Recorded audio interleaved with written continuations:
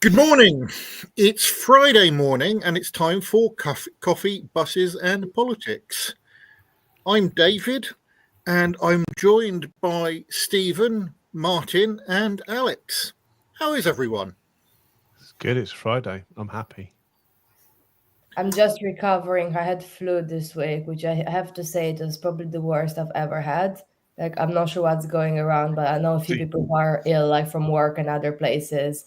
So you It's, caught you caught man flu then, rather than regular flu, because the worst version of flu is man flu, isn't it? I think we all know that.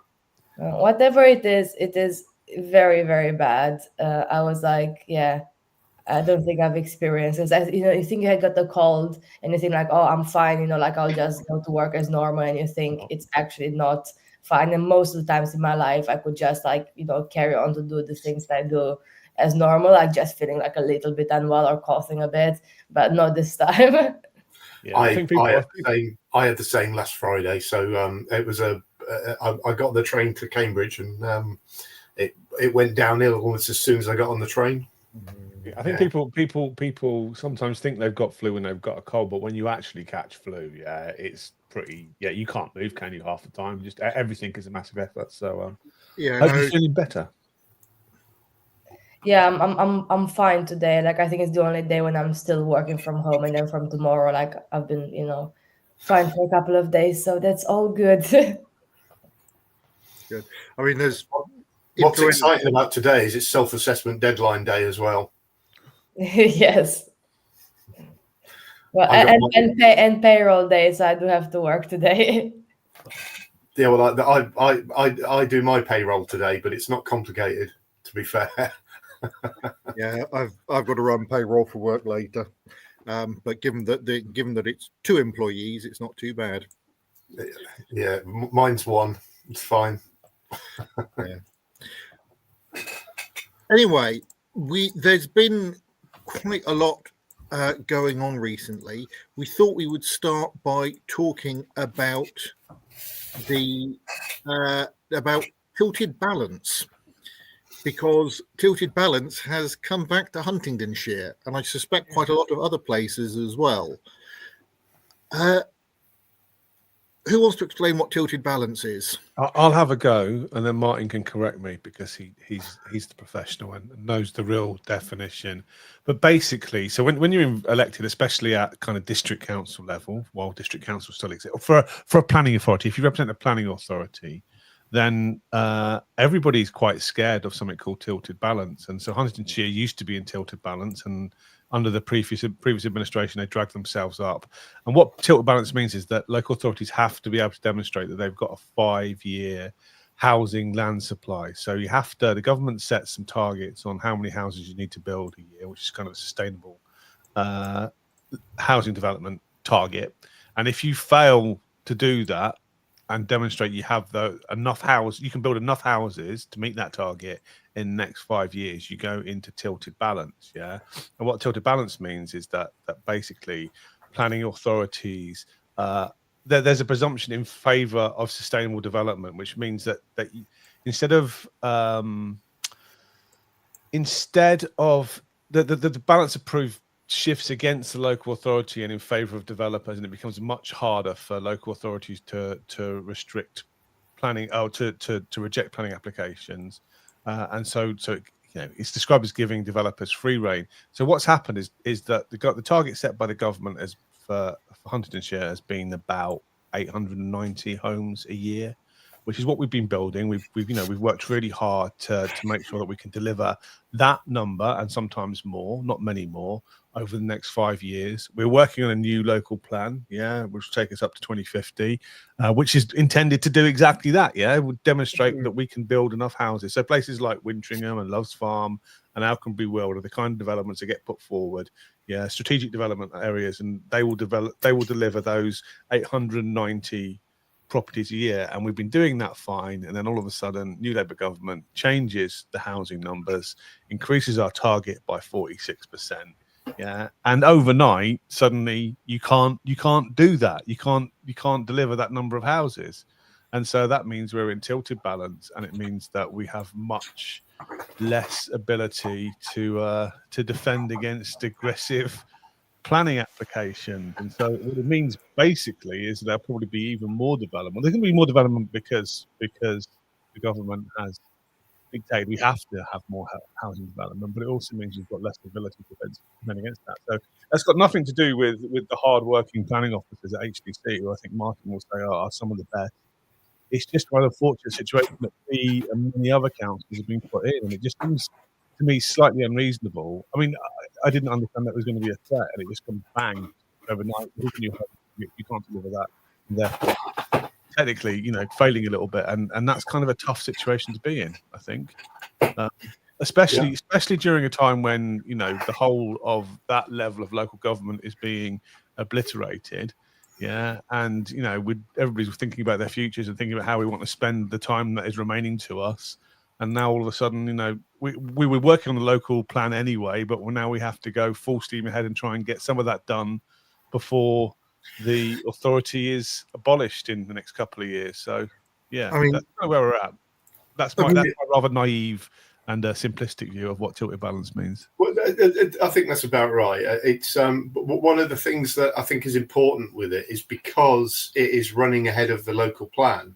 You've obviously got a lot of big sites coming forward in the local plan, and the benefit of having a local plan and lots of big sites coming forward is the pressure comes off some of the villages and stuff like that for development. Not entirely, because they need some of it, but it does come off them a little bit because you focus on bigger sites.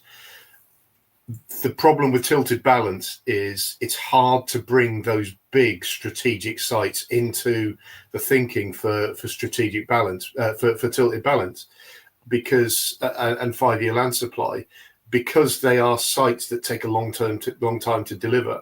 So what it will do is put more pressure on the towns and villages around Huntingdonshire on development, and that is going to cause some issues, because effectively without tilted balance you're relying on what's in your local plan effectively and anything that complies with the council's windfall policy, as potential sites, not exclusively but predominantly. And as soon as you go into tilted balance, that just goes out the window. I think it's really unfair, is the truth. I think the government have got this wrong, and I get why, because their drive is housing. But this, to me, for councils that have always wanted to deliver housing, I think it's really unfair. And I just I feel for Hunts. There's other councils that resist housing at every step, where I have absolutely no sympathy. But with councils like Hunts, who are proactive and forward looking in the way they deliver housing, I think this is wrong. Yeah, and let's be clear, we already, the East of England is one of the fastest growing regions in the country. Yeah, and Huntingdonshire has more than delivered its share of sustainable housing with, Loves Farm, Wintringham, Alconbury Will, the massive strategic housing developments. And so it's not like, if we spoke to people around here, do you think we need to build more Loves Farms, more Wintringhams, more? The people would say no. Local people think there's already too much development, yeah, but there's going to be even more. Is the issue. And I think some people live in the villages I represent, so Gransden in particular, but some of the others too, will remember last time we were in tilted balance, which I guess was about 10 years ago, and the fact that their villages, which were rural communities, had these urban style housing estates, bolted onto the sides, and they could do nothing about it. And all of these villages as well, lots of my villages, I've asked them, or they've done it under their own effort, but put together their neighbourhood plans to kind of protect to have their voice on how their villages should be developed in the future. And this kind of overrules some of that as well. And it's all, it's not a great outcome. We all acknowledge we need more housing, and this is a way of getting more housing. And so it could almost be like it's by design. And part of the issue is, I guess, the government can't say you need to build extra houses without changing the national planning policy framework. This is paragraph 11D, which defines this. But it almost feels like we should have had some buffer zones saying, like, you're not going to get a tilted balance for 4 years or 3 years. Or you could effectively progress towards that number over a period of years. know, so I guess they didn't have the legal legislative framework to do that, but you know, there's literally no warning of this. It's all like overnight, bang, you're in tilted balance because we want you to build nearly 50% more houses. And that will be basically everywhere across the country, won't it? The target's different in different places, but most places, not everywhere. Yeah, but lots of the places with big percentage targets are places which haven't been developing a lot. For somewhere in the east of England, where we have been, and because of the Cambridge bubble, we've been growing faster than anywhere else. So we have been building, nearly 1,000 houses a year, and now we're going to have to go up to 15. It doesn't sound a lot, 1,500 houses a year, but it is. And I mean, Anthony has just said on the chat, do we even have the capacity or the desire to build that many homes in Huntingdonshire as well? So it's kind of it's always been this two-way thing between the local authority working with the big housing developers, to make sure that we can both meet our targets. But there's another side to this equation. It's like, the economy has to prop up building that many houses, and I'd argue, sometimes the whole Cambridge thing feels a little bit like a bubble, doesn't it? At some stage, it's going to go pop. The point Anthony makes is a good one, though. About whether the construction industry can deliver it. I mean, certainly they'll have a good go, but that's one of the issues about the increase in targets and the increase in housing numbers in general is about how the construction industry copes. It's been a problem in the past, and it's not just in people; it's in material as well. Bearing in mind. Most of our bricks are imported from overseas now, a lot from Holland, funnily enough. So that is an issue, and some of the big guys who by and large develop big sites have these apprenticeship offers and stuff like that, where they know they're going to develop a site over 15, 20 years. So what they will do is they use their apprenticeship schemes to bring local people in so that they build the capacity up as well. But obviously with the tilted balance, that doesn't happen. You've just got loads of numbers just coming in. So, a little bit different. And the point he makes is right. Not just because it's Huntingdonshire, it's because it's a national issue. There are some councils, by the way, where their housing targets have gone down. There's a few, not many.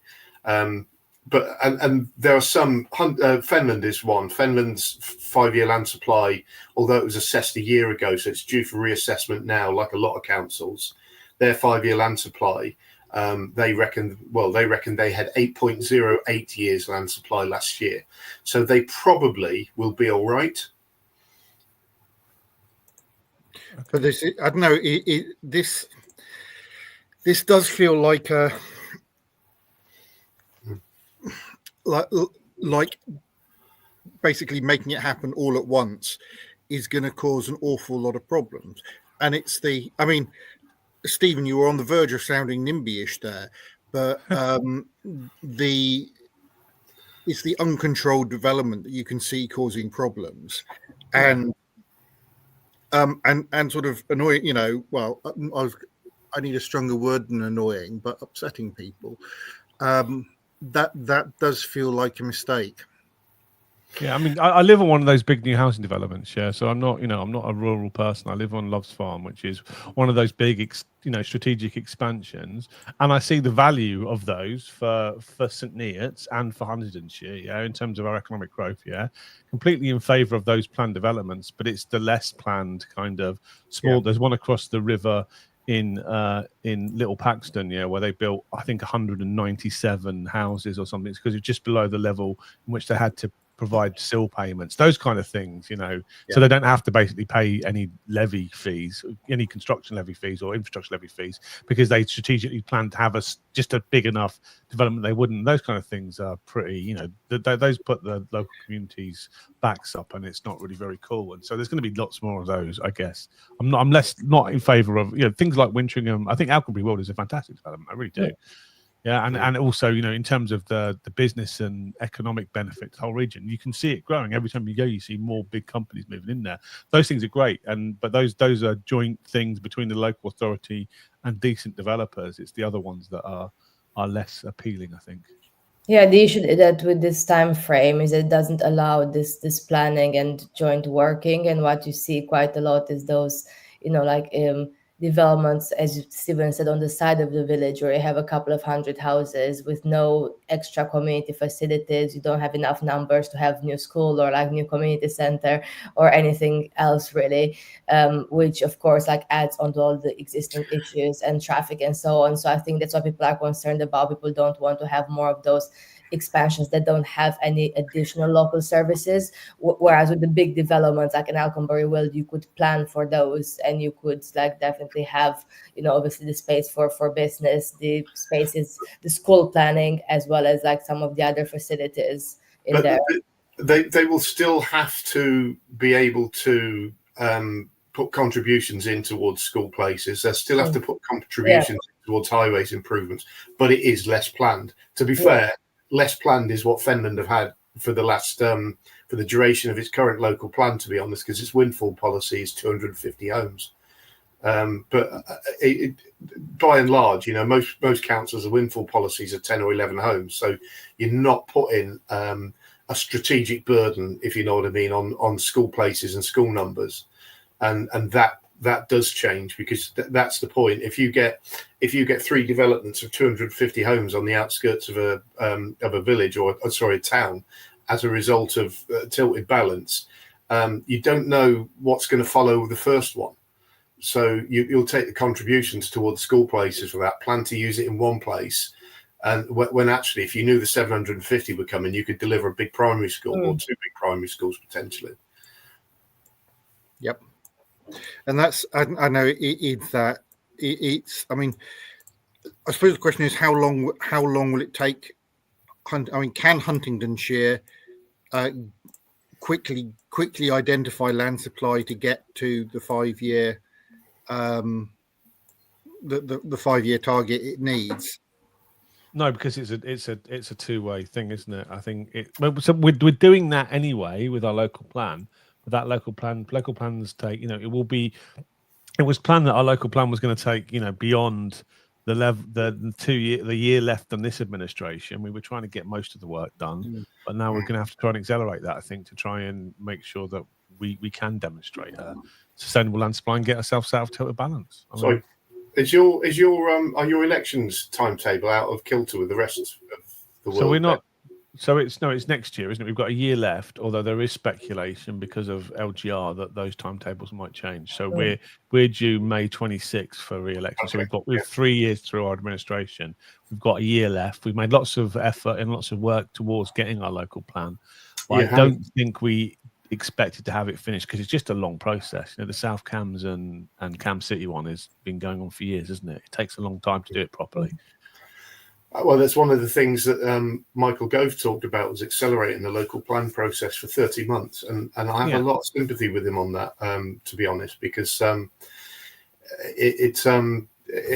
it's difficult and the pressure that puts on officers to deliver it quickly, I just think the more you can do that, you know, the better it can be, the better it'd be, because the way it's taken sort of 5 or 6 years, you're doing one local plan, getting straight onto the other one. It's a continuous sort of burden on councils.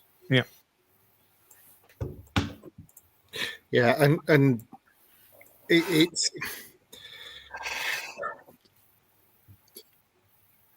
so I was going to say, because I think statutorily you have to review it every 5 years, don't you? Yeah. So you know, and if it's a 5-year cycle, I mean, it's yeah.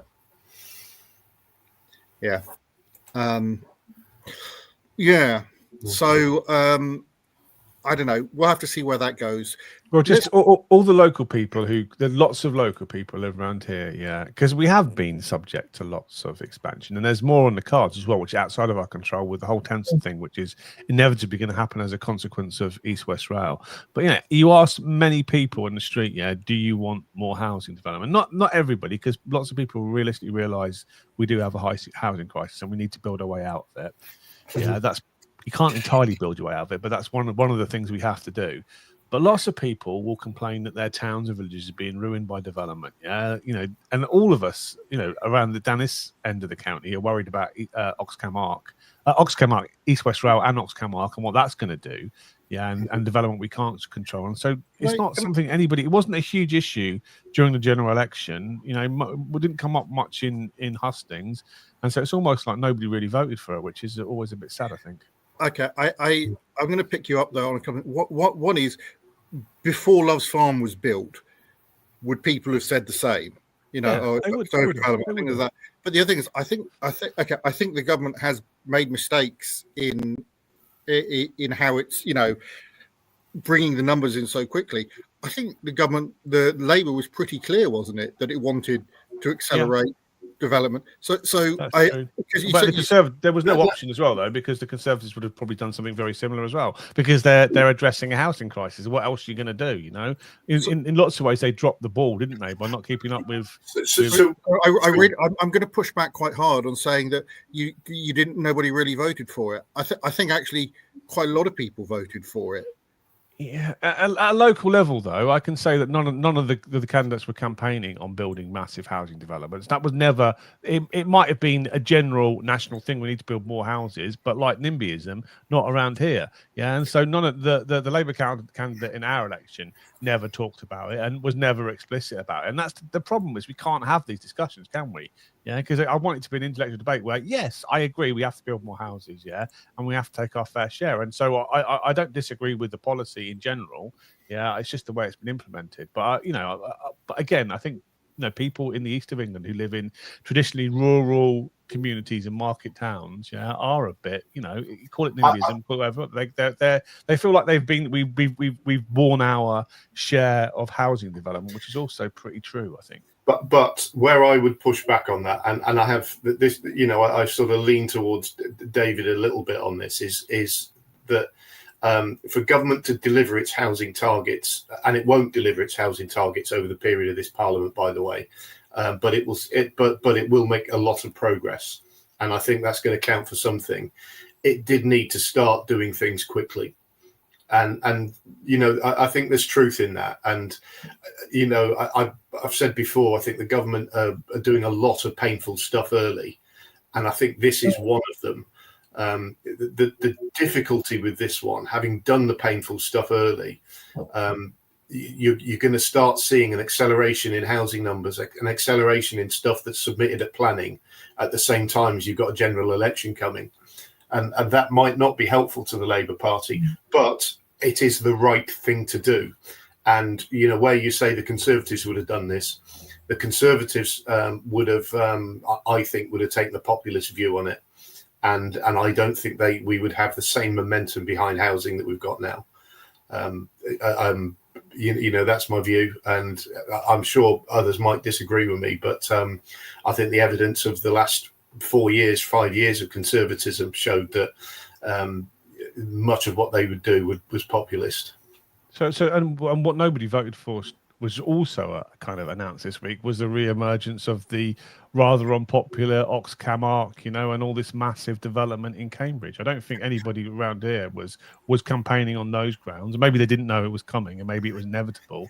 But those things, as a local, somebody who's been elected at most levels, and stood for Parliament, it doesn't feel like any of our local representatives, anybody you vote for, you might vote for a candidate who forms a government, but nobody you vote for has any voice in these decisions. It doesn't. Nobody was talking saying I'm in favour of OxCamArc, I'm in favour of East West Rail, I'm in favour of massive housing development. Because what you're voting for when you vote for an MP under the current system is lobby fodder.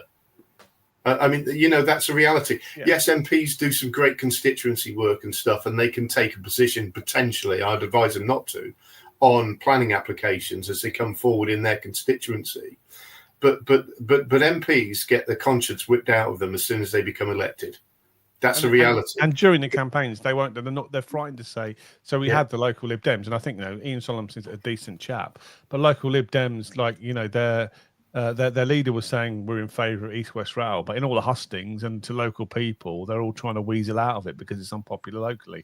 So we can't have these intellectual debates about, these are the constraints because there's dishonesty all around it. And I'm not picking at Ian because he seems like a decent chap. But you support an Oxford to Cambridge railway. Me personally, yeah. No, not really. I don't see there's any real benefit in it. I don't. Right. Yes, okay, but not one doesn't stop sorry, here. Stephen, I'm not trying to be. I'm looking at your website for when you ran for Parliament. Quote: I support an Oxford to Cambridge railway in principle. End quote. No, but you read the rest. That's out of context. It's talking about a local railway. Yeah, not one. Not one here that doesn't serve our communities. One that serves communities. Doing bar charts next. Okay. Let me read the whole thing. Hang on. No, if East West Rail were designed to serve our region, there'd be a station in St Neots, the area's largest town. Instead, it opens the back door to put vast new housing developments on our countryside. So one of the things I've talked about a lot since I've been on this lovely podcast. It's my favourite part of the week. This is, by the way, is about, and I've talked about it before as well.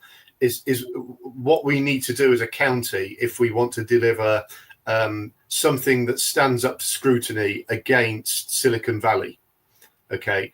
And, one of the points I've made is the geography of South Cambs and City doesn't match it, doesn't cut it. So there is a reality, and this is the first time I think I've heard government talking about OxCamArc and Silicon Valley and pulling the two together. And so you're talking about the geography of the OxCamArc does start to match that. So what you've then got to do is start getting it right. And funnily enough, I had a chat with somebody who was standing to be a candidate somewhere about this, and she said, I've been to Silicon Valley. Let's not pretend it's all it's all flowers and stuff. It has some horrendous traffic problems around there and stuff like that. But in terms of matching it, in terms of geography, in terms of world power, you need to do something more than South Cambs and City, and maybe this is it. No, I agree. And I think, following some of the news this week was really welcome that the government is thinking more in terms of like the whole travel to work area rather than like very specific on Cambridge City, because my main concern, and by the way, coming back to housing, I was one of the candidates who said on TV as well, on live TV, yes, we need to build more housing. However, and I always stood by that. However, my main concern has always been in terms of like if you speed up too much housing, or if you don't have the appropriate sites, what it does to actual more affordable housing. And that was my main concern, was like just very quickly expanding Cambridge, and to what extent people like me, for example, who had to move out, would ever be able to afford to buy there, and the mix between the different types of ownership and so on. So I can have a detailed debate about that, but coming back to this, I think it's really, really important to focus on the whole area, because the reality is that some people who would want to have those jobs, especially at the more junior level, need to think about like the surrounding area of Cambridge, like I have, and not every single new house can be focused in Cambridge, because otherwise it prices people out.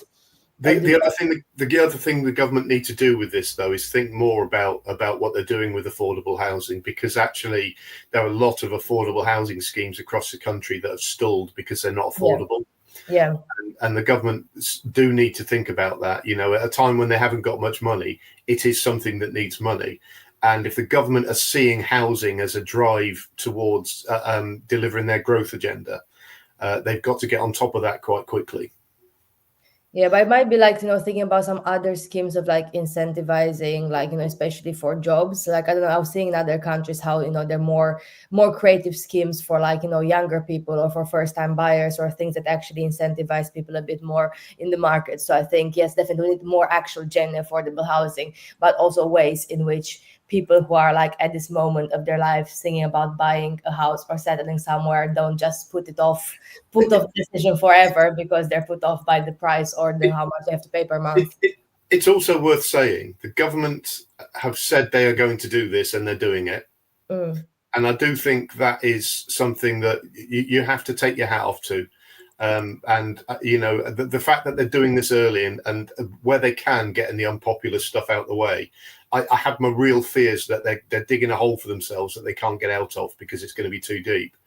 but I do I do feel that, you know, they're getting the unpopular stuff out of the way. They're starting to move forward on these agendas, and actually, when they start to come to fruition, and if they do, I think the government's popularity will start to change.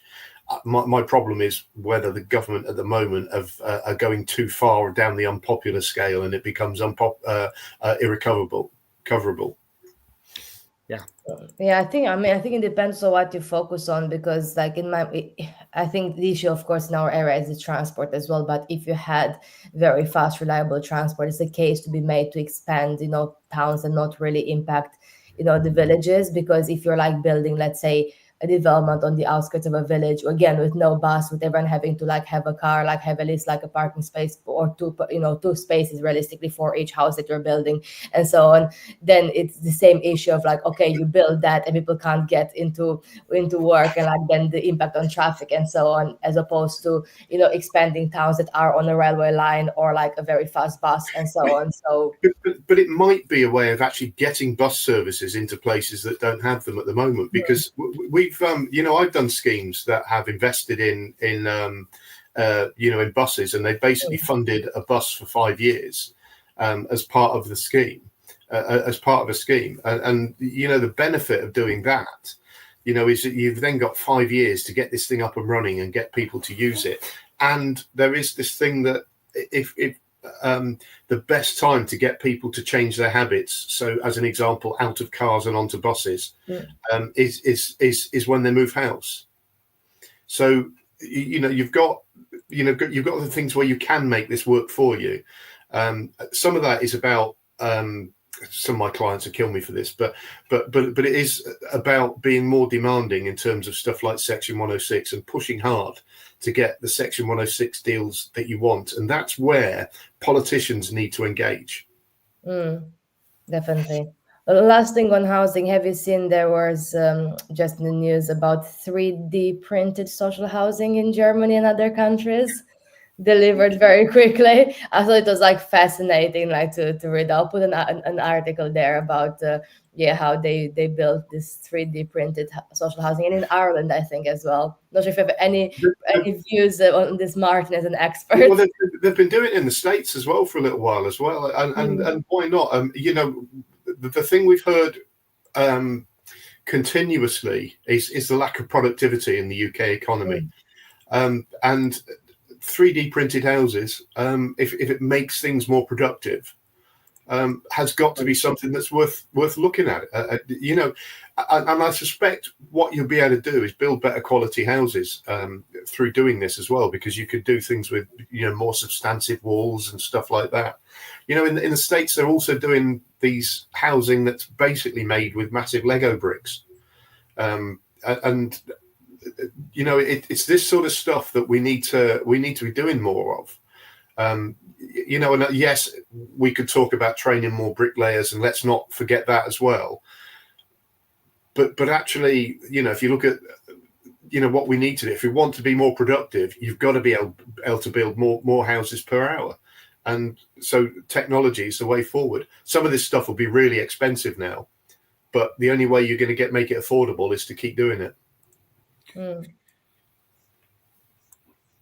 Although I think it'll be interesting to see that. I'm just going to pick up on something Anthony said. At some point, we really should have Anthony on the show. We've had him on once, haven't we?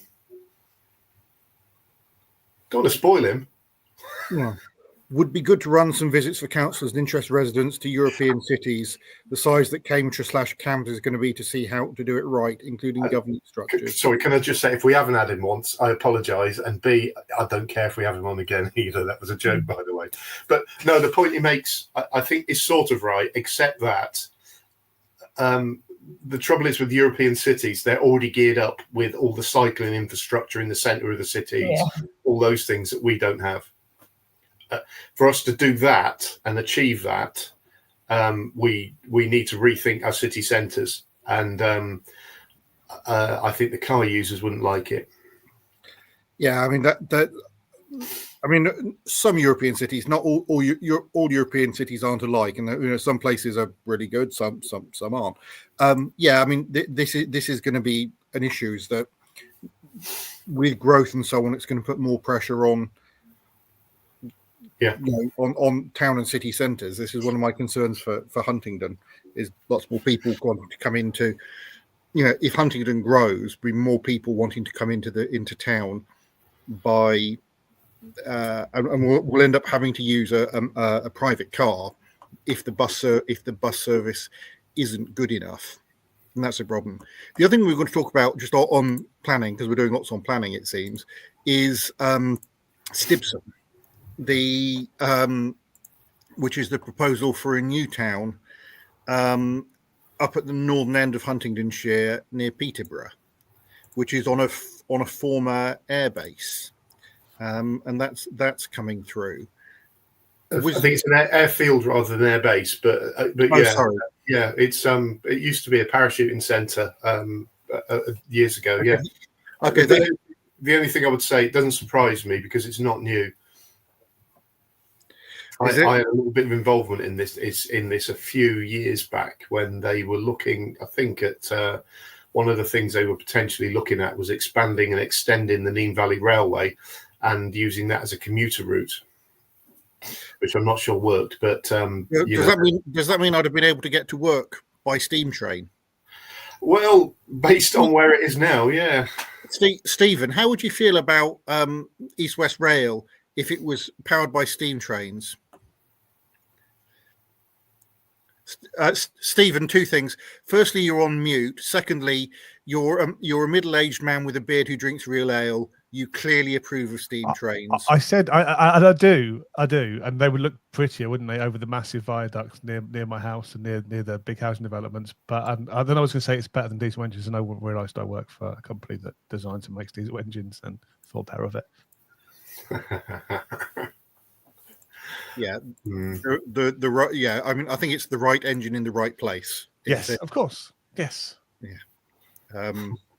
Yeah. I mean I don't know. It's interesting because I actually feel, and I suspect we're going to have other proposals for new towns like Stibson. Okay, there's immediately a concern about you building on what will be farmland or whatever, which I get, but if it's done well, that seems like perhaps a more that is a way of hopefully getting the housing right, rather than sort of adding on to towns that would need a lot of work doing to be able to effectively handle the growth. I don't know. It seemed to be sort of actually quite a sensible idea. The principle of building sort of new garden villages or whatever you want to call them, rather than continuously putting pressure on towns and villages, makes sense to me. And the point about farming, I don't quite buy, to be honest, and I never have. And I feel the same way about solar, to be honest, because if you look at the way farm productivity is forecast to go, there's enough space on farmland to actually build houses and to increase the amount of homegrown produce we've got. So I don't buy the pressure on farmland argument quite. The issue for me is about active travel and how you create active travel links, which is cycling, walking, and arguably scooters as well. Is how you deliver that in a site like Stibson. But in principle, we need to do more of that sort of stuff. Yeah, I don't know. I think it's an interesting idea, and I think it'd be good to see more of that. Of course, if we're worried about land use, the most effective thing we could do is all go vegan, and that would save a lot of land, because we wouldn't be growing food for animals. Stephen, save the rainforests. Talk about energy density if you like, but let's not do that today. Will be a topic for our next coffee, buses, and politics. Yeah. With all it will be a fun debate between coffee, buses, and bacon sandwiches. Yeah. Well, how do you know if someone's a vegan? That's all right. Yeah. Yeah. So, Whittlesea Wreck. Yeah, it's another housing development related story, actually. So Whittlesey Rec, it's Station Road Rec. We've got a few around Whittlesey, as you can imagine. There's a proposal come forward from Fenland to put Whittlesey Rec forward as one of 22 sites that they're looking to sell off, effectively bring forward for development by selling it off. And I get that you need the space. I get that the council, and this is one of the things, the council desperately needs money because it hasn't increased council tax for years and years, and it's digging a hole for itself in that respect. But this would be the capital receipt from this effectively would be used to refurbish our leisure centres, which desperately need refurbishment. So effectively, it's being used, I think, to fund something that is unaffordable because of Fenland's council tax policy. But the issue is that the neighbourhood plan, which was approved in 2023, so less than 2 years ago, designated that land as local green space, which effectively gives it the same designation as Greenbelt. And it sort of bothers me that within 2 years of Whittlesey residents sticking their hands up and saying, yes, we like our neighbourhood plan, the neighbourhood plan is absolutely going to pot because Fenland are proposing to sell this land off. And I don't think they can develop it. I was chatting to a planner about it this week, a senior planner. I was talking to him about it. He said, it's not just that it affords the same protection as Greenbelt. The fact that this is within a town centre itself means probably it should be harder to develop than Greenbelt because it's green space within a town. And we've got the reports going back a few years for Whittlesey, saying that Whittlesey lacks green space. And so it seems a bit, for somebody that will look for reasons to support housing development and development, it seems really, really weird. And to be fair, it looks like Fenland are reining back a little bit. And one of our councillors, Councillor Hack, has he's come out and rode against the Conservatives on this and said, I'm going to fight, and there's a petition going. But it's the principle of just pulling that out of the hat and ignoring everything in the local plan. And what I haven't done yet is looked at the 21 other sites and seen whether any of those have got similar designation. And what it stems from is there's a play area on there that is continuously subject to vandalism, but that's only a tiny part of this land.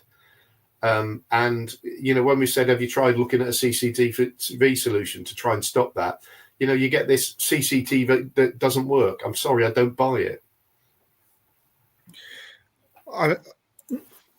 So I think on that we've had issues with vandalism of some of the play equipment at Conniegear Park, where we've got the community centre, the Conniegear Centre. And we've moved and repositioned some CCTV cameras. I think the thing with CCTV is it helps, but it's not a solution on its own. So it helps reduce that sort of thing, but there has to be a whole range of things that go with that to get the most effectiveness out of it. I think the main thing is having it be an area where people are. That's the most effective thing is. But also, and I agree with that bit. You need to encourage more people there and stuff like that. You also need to get the police on board as well and understand it. But it's like when we say CCTV, it's just hands up.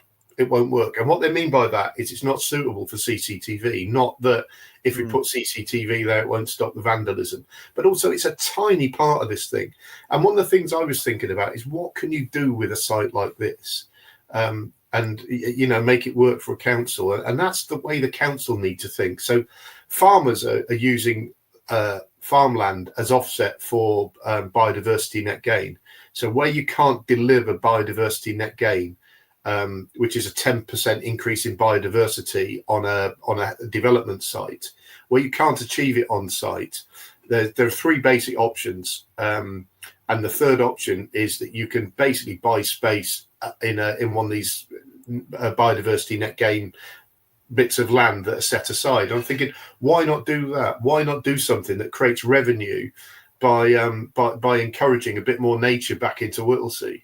And why not think of ideas like that rather than just this thing about, I tell you what, hands up, Gov, let's sell it off. And selling it off because, from my perspective, of a problem that is of Fenland's own making. I'm just looking at Whittlesea Rec. It looks like quite a large area as well. No, it is. It's huge. The play area is one tiny corner of that site. It is big. Yeah. I mean that I don't know. It's difficult because as you build, you do want to maintain the open space and so on. I don't know. I don't know. There's a big house next door to this, and that land was apparently gifted to Whittlesea from the owner of that house, and that's why it's there. But it's been there for a long time, as long as I can remember, and I've been visiting Whittlesea, all my life. And I've obviously lived here for 40 years now, but yeah. My life's a long one, by the way. I don't know. It's a difficult one as well. It comes back to the where you build and how you build, and all. I mean, shows all the different pressures on people. Yeah, and I get that, but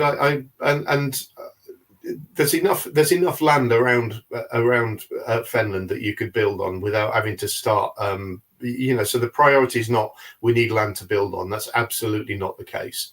But I think it's easy for Fenland is the point, and I just think it's really short-sighted. I am going to dig in. I've got a freedom of information request in to ask a load of questions, which I still haven't had a response from. But what I'm trying to find out is a history of some of the conversations. What experts have they spoken to around CCTV? As an example, what conversations have been had with who, just to make sure that they've really done the work on this before they've gone forward and put it forward. But I'm not sure, how, and this is an issue. Their own planning authority would have to grant planning permission on this site, and I'm not sure they can. It'd be interesting to see what other options have been explored, because to me, I'm looking at how the site looks now, like there's so many potential other opportunities actually doing something, involving the community and preserving at least part of the green space.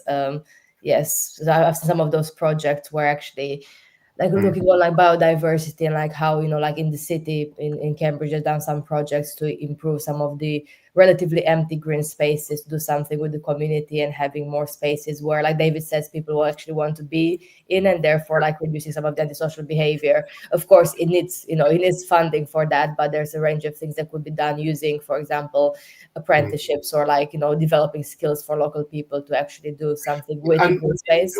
We've got a good record of volunteering in Whittlesea as well. Of people coming forward and volunteering for stuff. So I'm pretty sure that, especially after now and what's been gone on, that we would find that. But we have to win this battle now. I think it's won, and I think what's happening at the moment is Fenland are looking for Fenland councillors, I'll put it this way, are looking for a convenient time somewhere near the election for them to back off and say we've listened.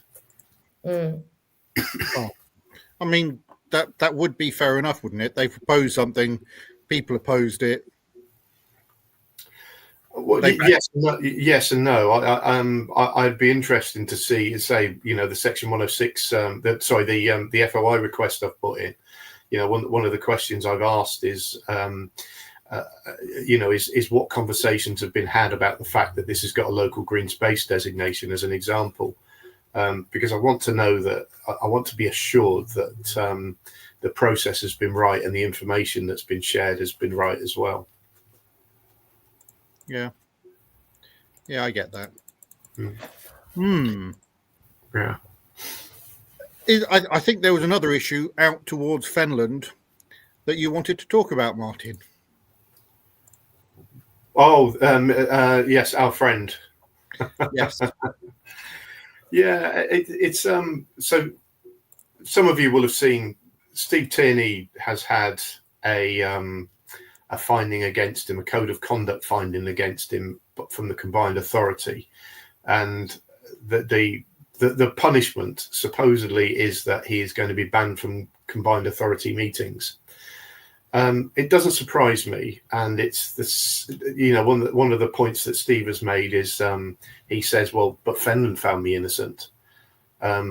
But they may have done, but the county council and the combined authority didn't, and that's because they understand what it really means when a council is acting in their capacity as a councillor. There's two things, but Steve did one of his rants online, and the rant, it's not a rant, he just sits and rambles, really. It's an online rant. He does call his videos rants, like in the title of them. I think that's what they're called. Yeah, it's more a meaningless ramble, I think, is the way I'd put it. But within that, he says, he comes, he portrays himself as the victim in all this, which he's not.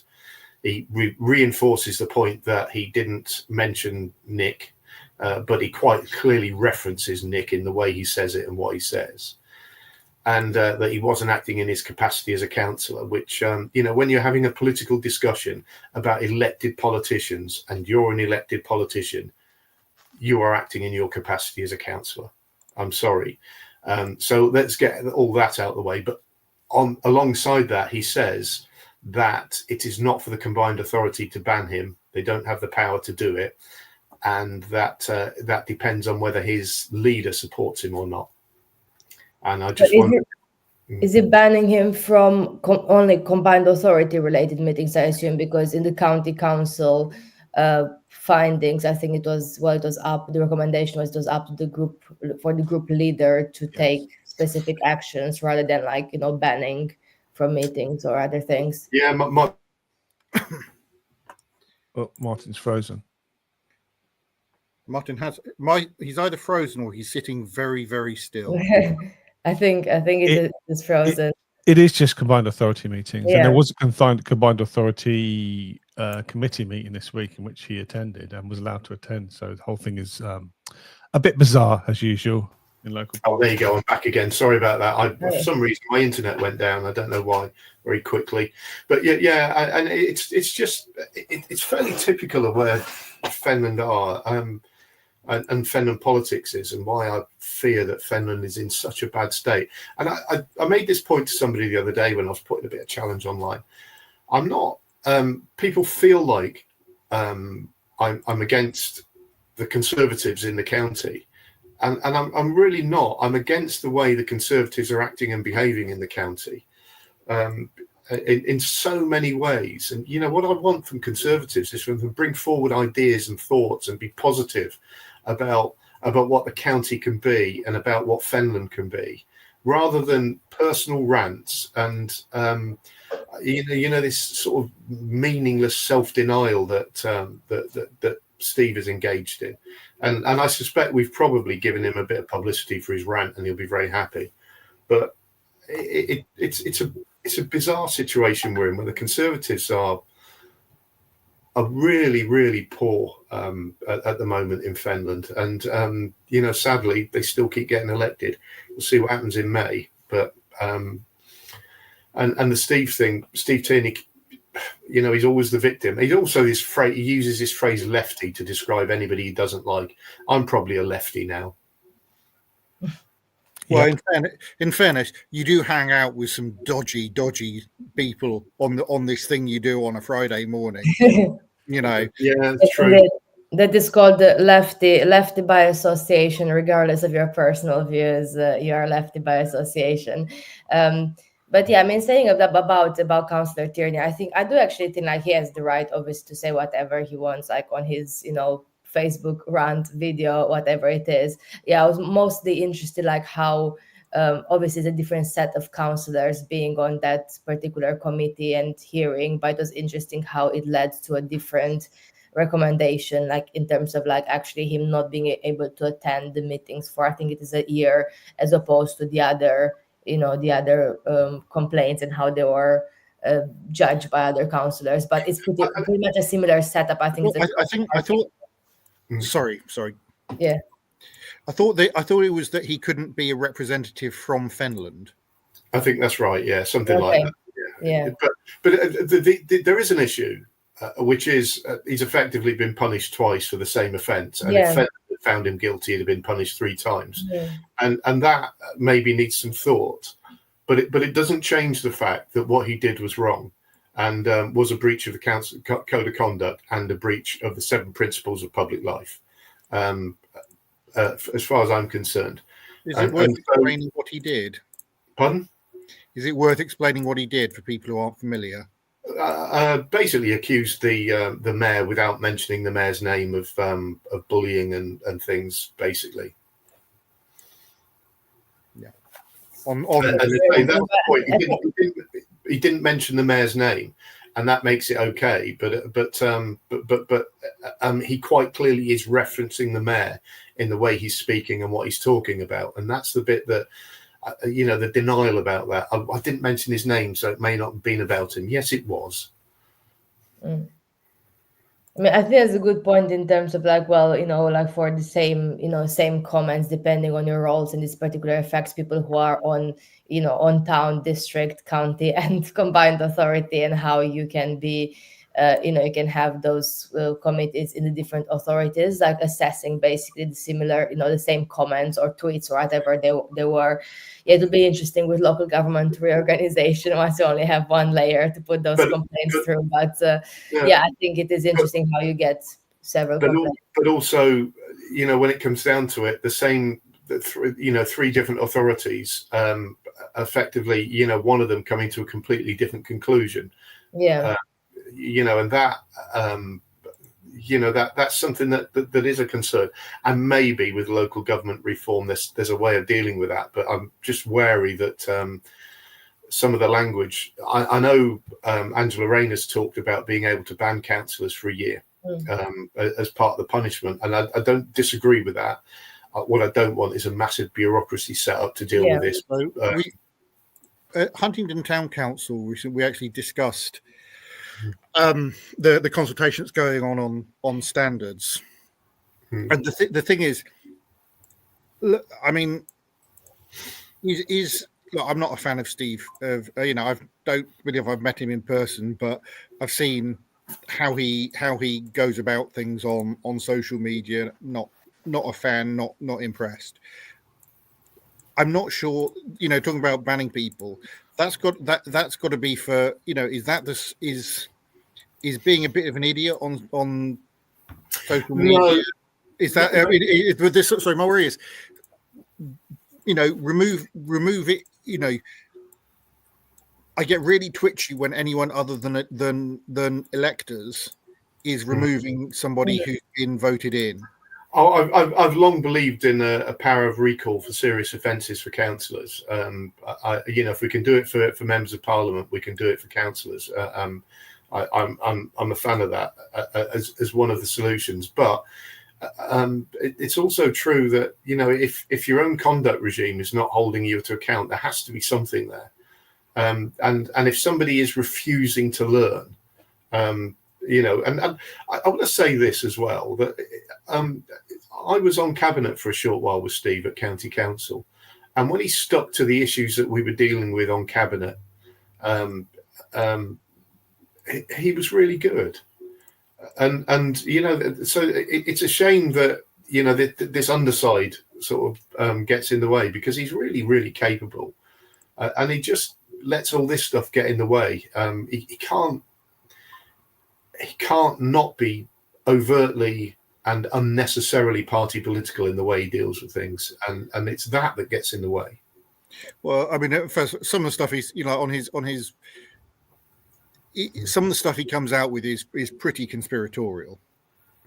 Yeah, I'll agree. I think he's still a climate change denier, or and again, with that stuff, what he does is retweet a lot of stuff, and a huge amount of stuff that's about climate change denial and everything else. Never posts anything himself, and again, they'll say posts are not necessarily endorsements, But when you're retweeting post after post after post, I think you can say endorsement. Well, it shows the direction of travel that someone's on. Well, it shows you agree with the view, which again, it's, I guess it's fine to share your view, like, and then disagree. You can debate it counts. Like, I don't have anything against people sharing. He's perfectly entitled to be a climate change denier. He's perfectly entitled to be a climate change denier. He's just wrong. Yeah, I think like obviously the conversation is around like specific accusations, towards people who are elected, who then like obviously like had a complaint against them for specific comments. Yeah, I think kind of the general like sharing views that might be others might find as particularly controversial or not is fine. Although you can argue that like as counselors obviously have a responsibility that's what we share and how we can but in turn influence others. But I'm sure some other people will look at the stuff that I'm sharing on my Twitter feed or my Facebook and think, oh, what ridiculous stuff to share. So I think they like views both ways. On that, it depends which side you're looking at, and you're perfectly entitled to be controversial on Twitter. That's absolutely right. And the fact that he uses it, is great as well. Although he's blocked me, but I can still search and find it. But yeah, but sounds like the videos I do, and I just probably including this one, get criticism. They are not universally popular. No, and that absolutely. But I would say councillors should use social media, and they should use social media of some sort, because it's by far and away the best way of communicating with people. But it does have its downsides, and we all know that. But if you're a councillor, you should be clever enough to be able to navigate that stuff and deal with it. Yeah, I hope I've mostly got it right, but yeah. It's an interesting one. Don't know. Yeah. So the other I think announcement is from the Liberal Democrats, who have announced Lorna Dupre as their candidate for mayor of Cambridgeshire and Peterborough. I don't actually know Lorna, but I think some of you have worked with her. Yeah. I've worked with her lots, and I sit on the Environment and Green Investment Committee, which she chairs, and I've always found her to be an absolutely excellent councillor and one of the biggest supports to me. She's a ferocious character as well in debate. I wouldn't want to cross her, and I think she's a really good candidate. And I think absolutely one of the best county councillors we've got. So it's a good choice by the Lib Dems, I think. Although I do know some of the other candidates who are also good choices as well. I don't know her well, but I know her, and I've watched her in debate at East Cams, and I think she is a good councillor, and it's worth saying that often a sign of a good councillor is that the opposition dislike them intensely, because of the way they debate, and they do, yes.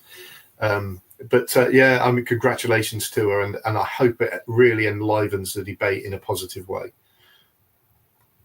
Yeah, I think so. So, like I would say, that I think she's obviously from a different party, like especially in the terms of like the mayoral race. But I think Lorna is a very efficient councillor and like very pragmatic as well. And I hope it puts some facts into the debate, because we had a lot of narrative and sound bites, and maybe like a bit of flexibility with the facts from some of the debate so far on particular social media posts. And I think what Lorna is very good at is actually correcting the record and like the facts. And you see this in county debates, and you see like how she's very like detailed focused, and how if someone says something that's not correct, she will definitely point that out. So I'm looking forward to some of those things.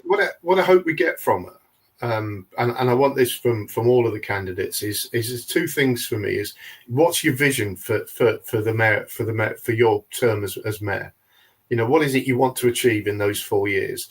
Give us a sense of how you're going to achieve it, because a lot of that is down to government and stuff like that. But also, how are you going to be able to work with the Combined Authority Board to deliver that agenda, which is really, really important, because the start of Nick's period as mayor and throughout James Palmer's period of mayor, that inability to bring and for the combined authority board to work together was the thing that held it back more than anything.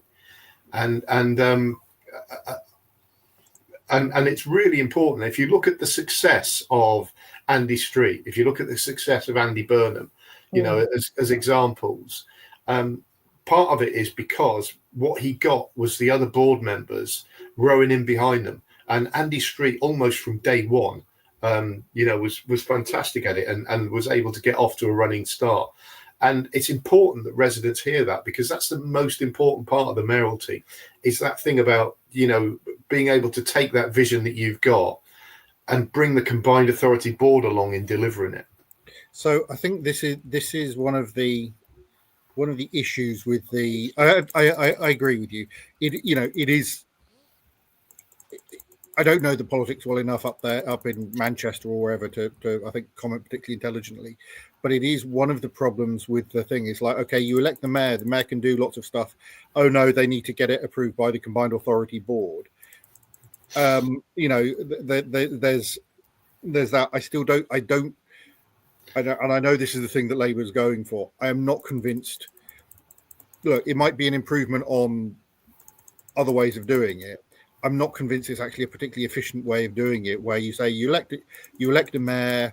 You know, I remember all the stuff from when Labour was doing it.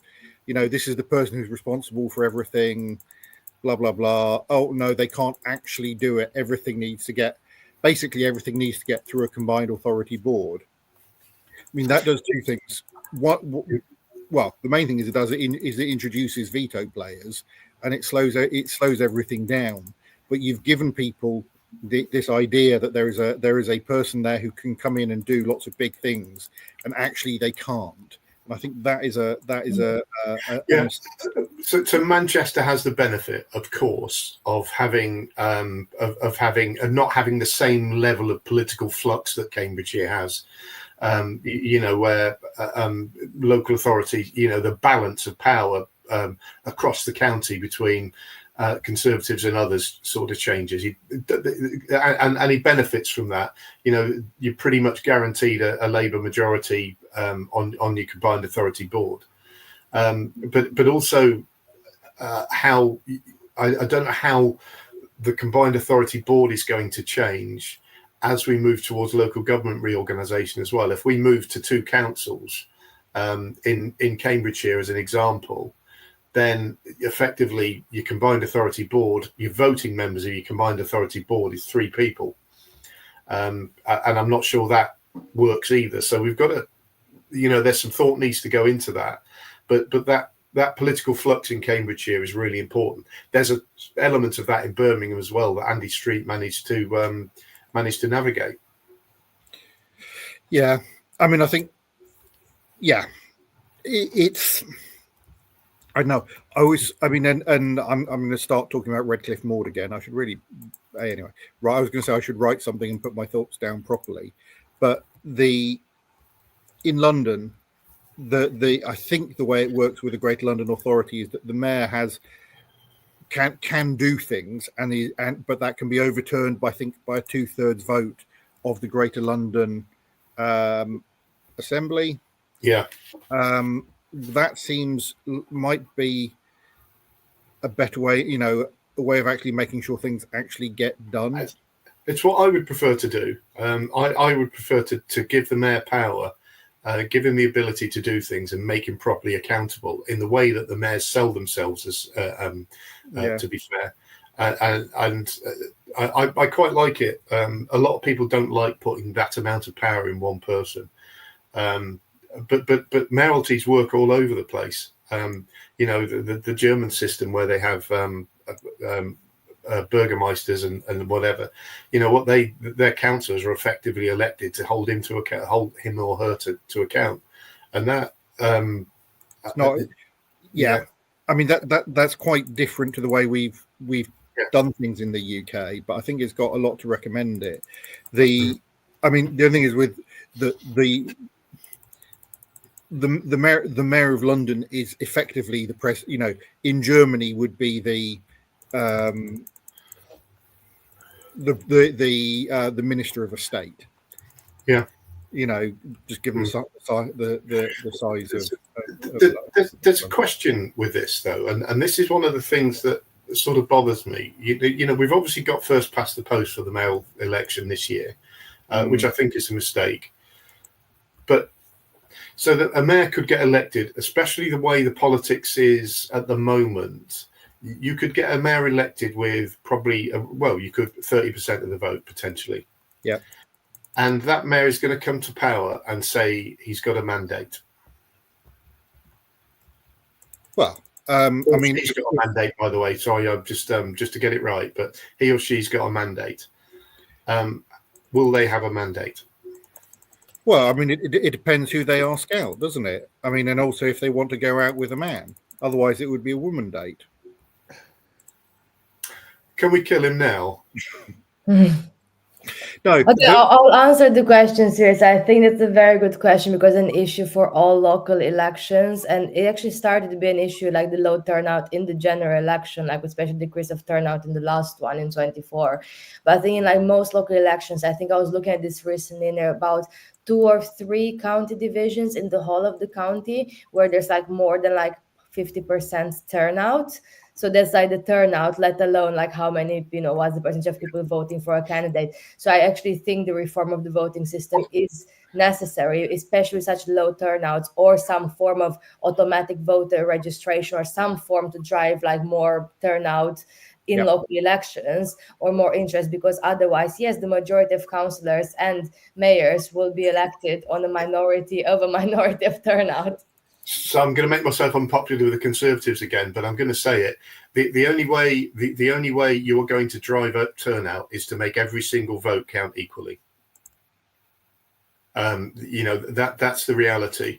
If you're sat in a seat where every time you vote, it doesn't matter how you vote, the same party gets in, of any party, what's the point in you turning out and voting? So that's not. I mean, I agree with you going. That's not every vote counting equally. That's every no, but that's the point. That's about first past the post and why it fails. But if you've got a form of PR, your vote is going to count towards electing a party, potentially electing a candidate of the party that you support, or the candidate you support. By the way, but it's that we need to think about, and we need to think about it actually nationally as well, for all sorts of other reasons as well, about improving political debate and all sorts. So at the risk of being tedious, the thing we're getting at is making votes matter. And so one of the things, and I think it's kind of important thing, there isn't a perfect electoral system. You have each electoral system has downsides and upsides, and you have to choose the right system for the situation you're in. I mean, this is Arrow's impossibility theorem, if you're interested. There are circumstances that we're not in at the moment where actually having a majoritarian system can work more effectively. The electoral system you go with depends on and then affects the number of parties, political cleavages in society, and so on. So it's. Sorry, did you say political cleavages? Yes. So I understand that completely. Yeah, no. So what are the divisions in? What are the divisions in society? What are the things that are contentious? What groups have access to what resources? So everybody around here has got an interest in local politics and an opinion on all the councils. I know that the local Tories have just put out a leaflet where you get to rate your local councillor and rate the councils. And like most people will have negative views over councils, won't they? Because they charge council tax and don't give back as much as people expect, I think is the problem. But although most people have an opinion, lots of people are not prepared to do the groundwork and understand what the constraints are in local government, which is it's really a resource allocation problem mostly, isn't it? And can't be bothered to go out and vote on a cold and wet Thursday night in May. So that's part of the problem, is that people think that they can have their voice through criticizing councils on social media, and they don't take the actual opportunity they have to influence is by going and voting. And I find that really depressing. The amount of negativity about the difficult decisions we take, I find is really demoralising at the moment. It's also, though, the thing I've said I've just finished Andy Burnham and Steve Rotherham's book Head North, and the point that Andy Burnham makes in his book is about how the Westminster system and the Westminster bubble as it works now. And this is why he's a big pusher for devolution and all sorts of things and political reform. He says it's because it punishes the North and has consistently punished the North. And I sort of buy that argument, but I would take it differently and say that what it does is it punishes the needy disparatively, and that's the issue.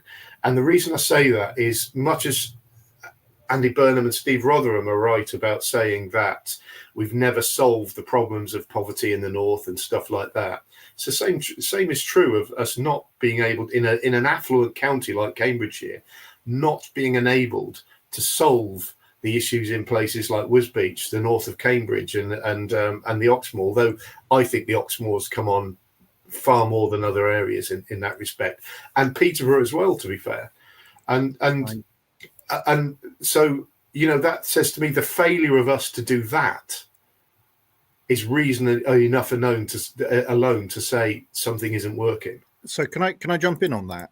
So there's part of the reason that I think doing things like this is important, and generally engaging with people is to try and explain the constraints that politicians are under. And I've been finding it hard recently with a lot of negativity on social media about different things. And there's a difference between disliking a decision and the stuff that you get where it's like, oh, it's all councillors, you know, giving it to themselves and so on. Now, some of that I think goes back to the MP's expenses scandal, and I don't think, you know, the damage that did to just how all of politics is seen, I think was really, really serious. And I think we're living with that still. And the bits of the brown paper envelope as well. As if that's the other one I was getting to. That you know, you get people going, oh, it's just councillors lining their pockets, which I say really, I mean, town councillor don't get paid anything anyway. You're not going to, you know, there are some exceptions out there. You know, somewhere across all the patchwork of local government, you know, there will be some dodgy things going on because humans are going to human. But you know, the idea that you're making much money off your local government allowance is kind of ridiculous. You know, given, you know, it's what, £4,000 at district, £10,000 at the county council is it's almost 12 now because it does increase with inflation and so on for the basic allowance. I mean, and for the amount of time that councils should be putting in, that's not very much. Yeah, obviously, but that's the thing, and some people like still think it's high. And like, you know, like I was, you know, obviously put about because I announced like being a candidate for the county elections on Twitter, and nowadays on Twitter you get like lots of like wonderful negative comments, like compared to the past. And some people are like, oh yeah, like you like prepare for redundancy. So like, yeah, first of all, you don't get like redundancy, like if you don't get elected, like, you know, just one thing. And secondly, like, you know, don't worry about me, because actually, like, you know, if I spend the amount of time I spend on council on like any of my other jobs, I would earn more. It's just the fact. And I think like most people of working age, I'm not doing it for the money, right? Like if the allowance was my main, like, you know, aim, like I would definitely choose a different career path to this. The point I made, I stood down as a council leader. I stood down as a council leader, and I stood down without a job to go to or anything. I just made the decision I was going, and it was basically my main income. Almost my only income. I stood down as a council leader and found a job almost instantly, and walked into a pay rise, and a significant pay rise as well. And so, you know, it just makes the point that actually, you know, councillors are worth more than they get. And I did I think there was a comment to do with hunts, and about how all the Huntingdon town councillors are on the take because of their allowances. And I did challenge it in the week and say, yeah, town councillors don't get allowances. Yeah, So, I think it's really not well known, like the fact that like town and parish councillors don't have allowance. Now, obviously, like, for county and district, we can have a conversation about like, what level the allowance are at. I actually think it should be like the same, like nationally, like, or should be like a national way to do those, because then people are saying like, oh, why it's £4,000 in this county and like 16 in the other, and so on. So I think it should be like some standards of it. It's a big question, isn't it, for the unitaries though, as well, because those are going to be significantly bigger roles. If the estimates I've seen of the reduction in number of councillors, which is going to mean a significant increase in both the area you cover and the amount of the levels of council kind of work you cover and the casework you receive. A number of people rung me up on a Sunday morning saying, am I speaking to Stephen Ferguson's office? Like, yeah, I'm in bed, it's me. You don't get any support at all in doing your casework or much guidance at all, apart from informal networks. Unless the I don't think that the unitaries are going to be. I've seen estimates that unitary councillors are going to get about 14 grand a night. It's not worth it, man. It really isn't, because it's like a full-time job with daytime meetings. At the moment, I'm struggling with a new full-time job. I have to use my holiday to go to council meetings, and it evaporates into nothing. And that actually costs me and my family, well, it doesn't cost me money directly, but it might as well, because I could purchase a holiday off the company, which I might end up having to do. And it costs you money being a councillor. It does. No, absolutely. No, I agree. And I think it would be a mistake if you start doing that with unitaries. I think you do the opposite. You increase the amount of allowances councillors get, raise the expectations in terms of quality that political parties should and could put forward, but also campaign with businesses to get them to encourage people who are interested in politics to actively become councillors, and make the point to businesses about the benefits that come from having people as councillors, and just do it sort of completely differently.